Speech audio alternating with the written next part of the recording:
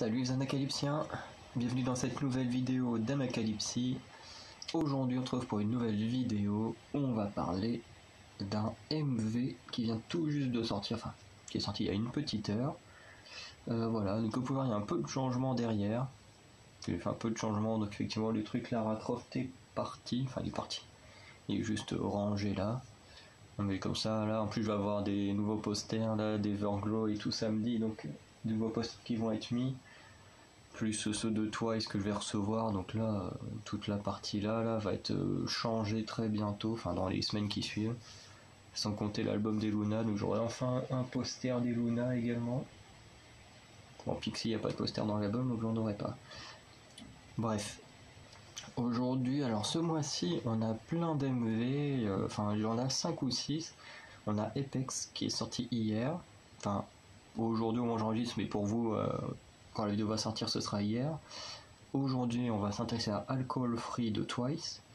Demain, le lendemain de cette vidéo là, oui parce que non, oui, enfin le lendemain de cette vidéo là et le demain au moment où j'enregistre, il y a le début de son de Lystum.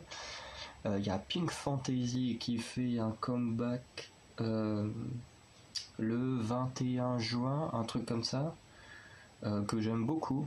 Je sais pas si vous connaissez, mais c'est ce groupe où t'as un membre qui a une tête enfin un masque en tête de lapin, et dont un des concepts c'est que s'il gagne un prix, elle enlèverait son masque. Donc pour l'instant, malheureusement le groupe est pas connu, et du coup pas encore de prix, donc on ne connaît toujours pas son visage. Et ensuite on a les Luna le 28 juin. Et ensuite il y a Kingdom. Donc Kingdom, j'avais fait une vidéo sur leur début de song Excalibur il y a quelques mois quand c'est sorti, je crois que c'était en février. Et du coup ils font un comeback eux le 1er juillet, donc bon, c'est pas ce mois-ci, mais bon, ça veut dire que c'est pas loin quoi. C'est comme ITZY qui avait sorti un truc le 30 avril, bon voilà, c'est le 1er juillet. Donc voilà, pour l'instant c'est les comebacks que je connais déjà, parce que des fois il y a des comebacks qui sont annoncés en cours de route. Voilà, comme l'année dernière, le mois dernier avec Joy, qui au dernier moment ont annoncé qu'elle sortait un comeback solo le 31 mai. Pareil pour Yuki qui nous a sorti 2 titres. J'avais même pas. Enfin, maintenant qu'elle a son compte Instagram, maintenant on peut le voir, mais bon, le compte G-Idol n'avait pas forcément fait plus de pub que ça sur la sortie de ces titres-là, donc j'étais pas trop au courant. Donc voilà, pour l'instant c'est les 5 titres principaux là qu'on va faire ce mois-ci. Ça se trouve il y en aura d'autres en plus qui vont peut-être popper comme ça, sans qu'on le sache trop. Et Twice, c'est celui vraiment que... Alors je dirais pas que c'est celui que j'attends le plus, parce que étant donné que c'est un titre d'été, on va dire que je l'attends moins que les Luna. Les Luna, je pense que ça va être un titre qui va être dans la continuité de So What, Why Not et tout ça, enfin de tous leurs titres en fait, vu que tout raconte une histoire. Donc je pense que les Luna vont pas nous faire un titre d'été, ils vont rester dans leur continuité et nous faire un beau titre. Le problème avec ce titre-là de Twice, c'est que ça va être un titre d'été un peu comme Dance the Night Away, donc j'aime beaucoup Dance the Night Away, mais à côté des titres, on va dire, classiques, comme I Can't Stop Me, More and More, Cry For Me, tout ça, à mon avis, ce sera moins bon, vu que il y a cette part d'écriture où ils sont entre guillemets obligés d'écrire dans une vague d'été, et non d'être créatif à 100% sur un thème à 100% de ce qu'ils veulent. Mais bon, ça n'empêchera pas que le titre peut être bon. Donc le titre Alcohol Free de Twice. Donc je vais d'abord regarder les paroles. Donc vous aurez 2 fois le MV. Moi je vais regarder une fois les paroles et une fois le MV. Et ensuite voilà, on verra.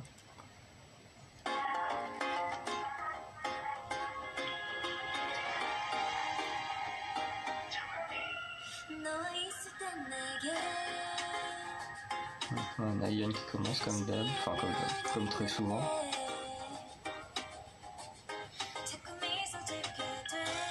Je sais plus c'est laquelle des membres qui a écrit cette chanson.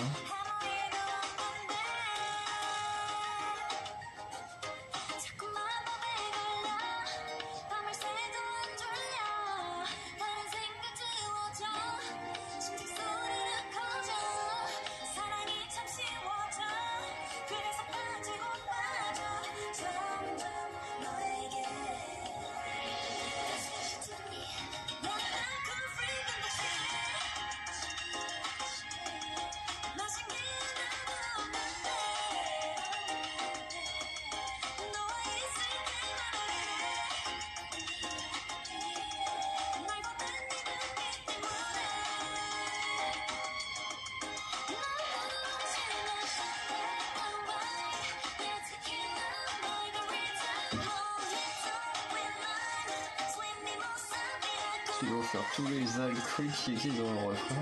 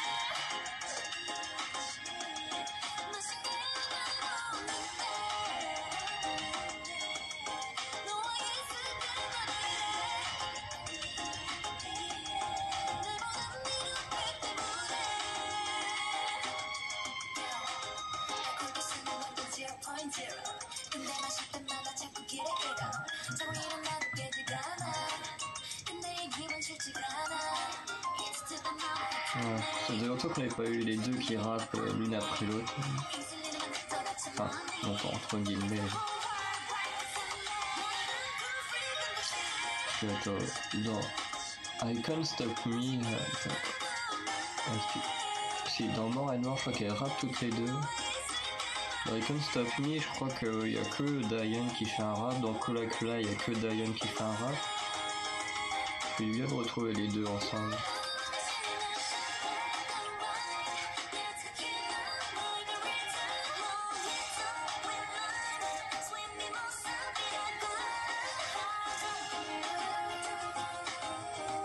Je sais plus qui a écrit cette chanson.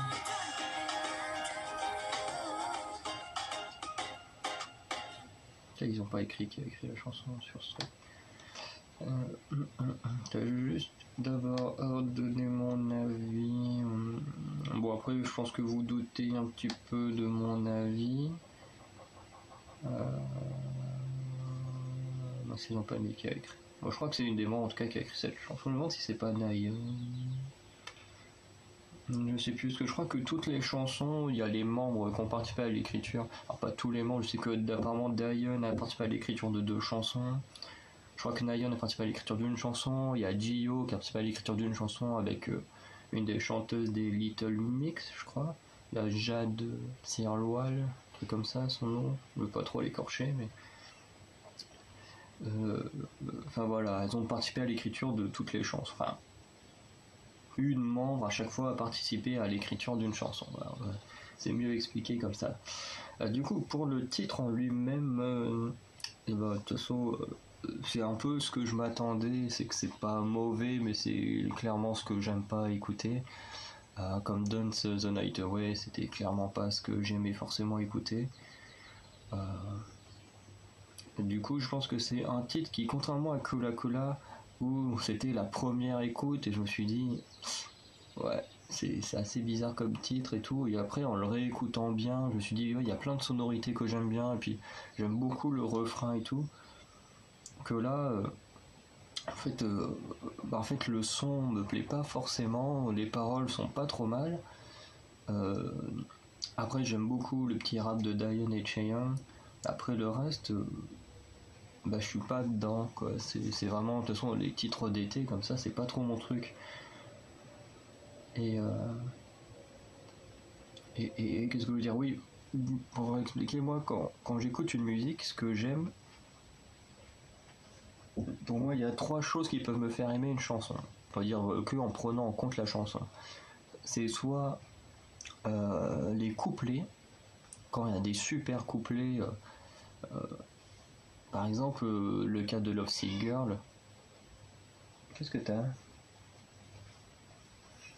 Par exemple, dans le cas de Love Sick Girl, où je n'aime pas du tout le refrain, mais j'aime beaucoup les couplets.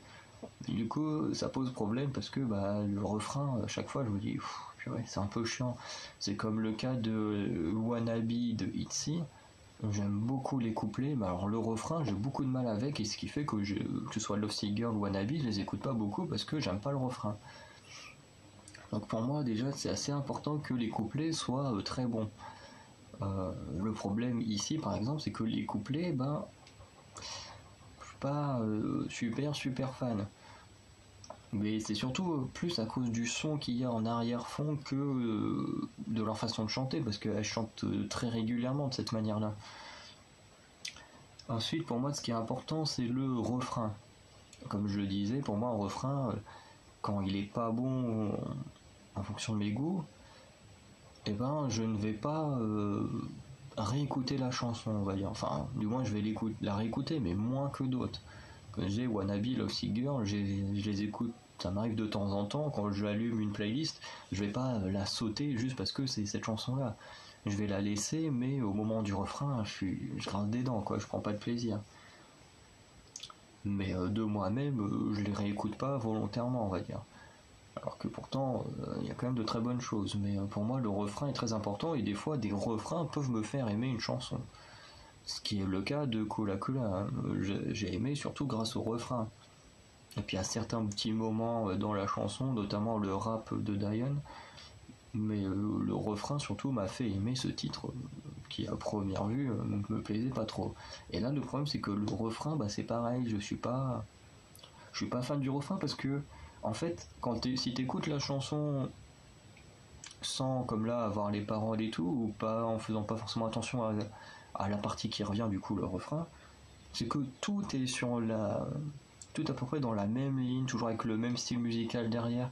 Et en fait, on n'a pas cette impression d'être dans un refrain. En fait, on a l'impression que la chanson continue jusqu'à ce qu'elle s'arrête.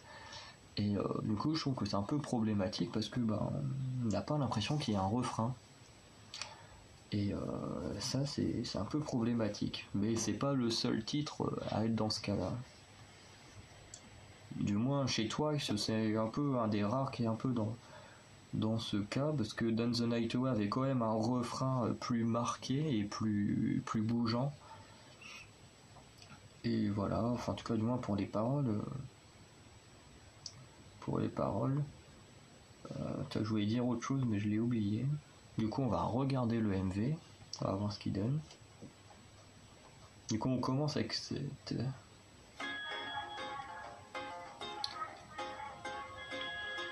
Alors du coup ça je l'ai déjà vu tout à l'heure en téléchargeant le truc.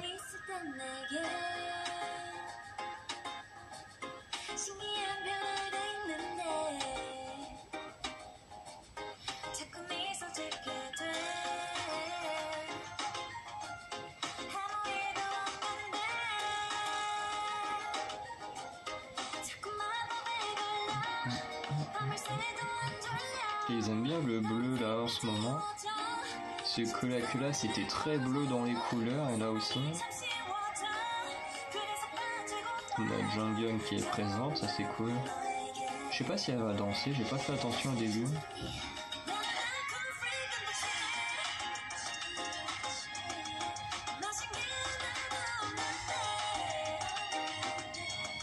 J'arrive pas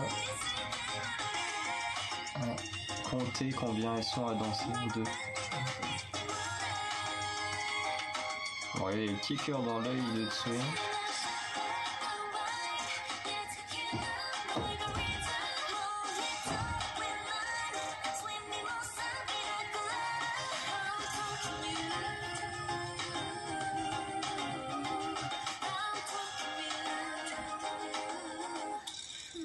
Voilà, un petit côté vieux film avec la pellicule là, qui était sympa. Par contre le soleil je crois qu'il est à moitié en forme de cœur. Comme il disait que c'était un peu une suite à... Enfin pas ce titre là mais il y a un titre dans l'album qui est une suite à What Is Love. J'ai pas eu le temps de compter. Le décor il fait très oriental, j'aime beaucoup.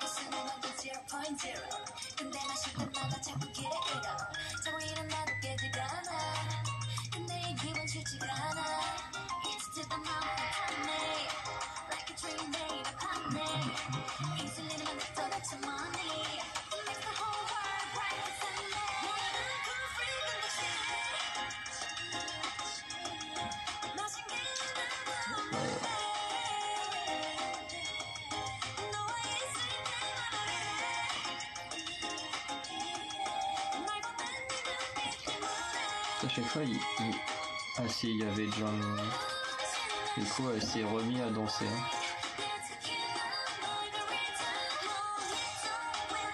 C'est-à-dire que ses problèmes de santé sont, on va dire, plus ou moins réglés, donc c'est pas plus mal.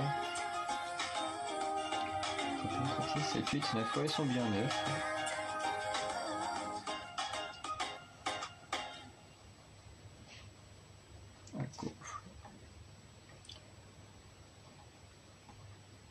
Bon, et ben en tout cas, l'EMV était vraiment sympa.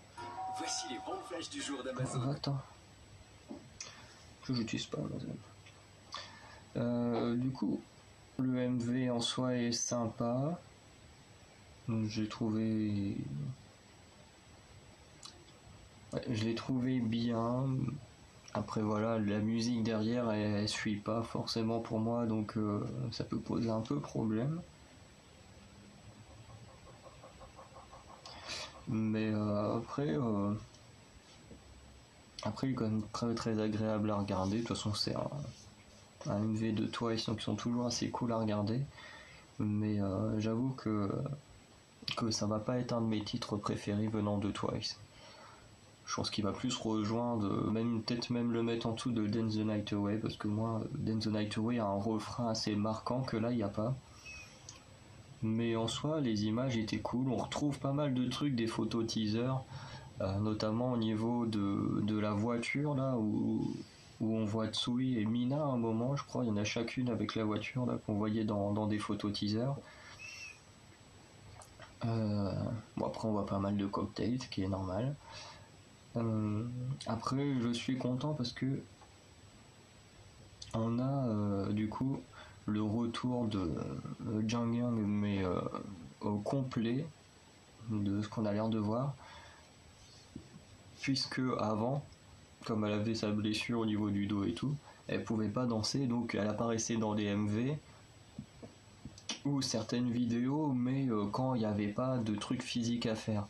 C'est vrai que par exemple, toutes les danses practice, comme on peut le voir dans Kula Kula, elle est totalement absente. Mais dans le MV, elle est présente quand il n'y a pas les parties danse.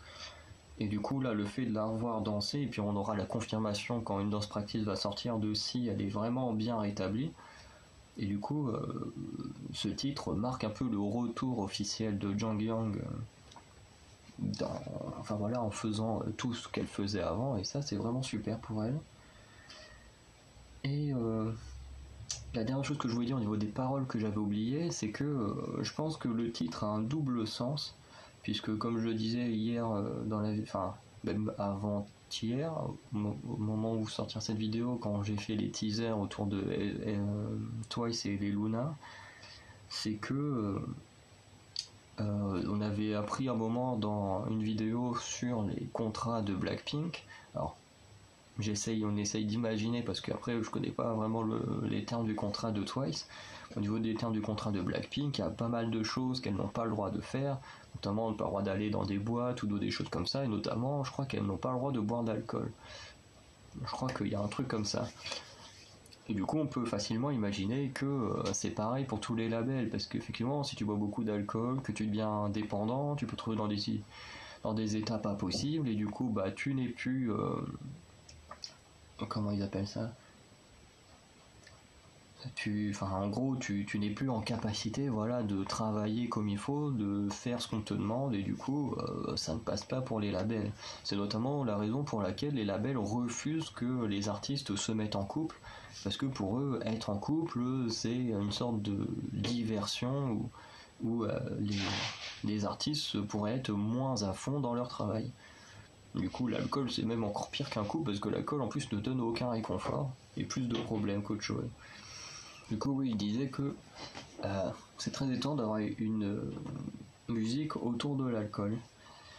Du coup, je me suis dit qu'il y a sûrement un double sens, donc il faudrait que vous regardiez avec les sous-titres, que vous regardez les paroles et tout.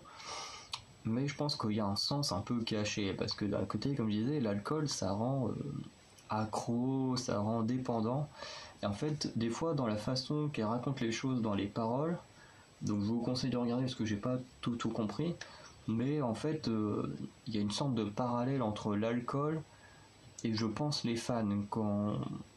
Je pense que c'est une sorte de message caché pour dire que voilà, elles sont accros aux fans, que les fans sont ultra importantes pour elles, mais comme on est dans un truc d'été, de musique d'été, et que bah, les gens, qu'est-ce qu'ils font en plein été? Ils vont à la plage, ils boivent des cocktails, ils boivent une bière sur la plage, enfin, voilà, on sait très bien. En plus là, il y a eu des confinements, tout le monde est reparti dans les bars, donc